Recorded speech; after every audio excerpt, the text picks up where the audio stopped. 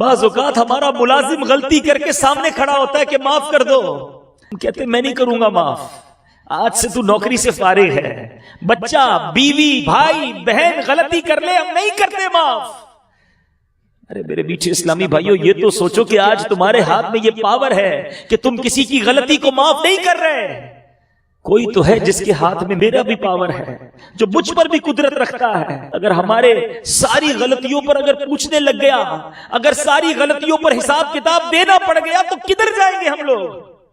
معاف کرو، کیا پتہ یہی معافی ہماری معافی کا سبب بن جائے۔ درگزر کرو، کیا پتہ یہی درگزر کرنا اللہ ہمیں معاف کر دے۔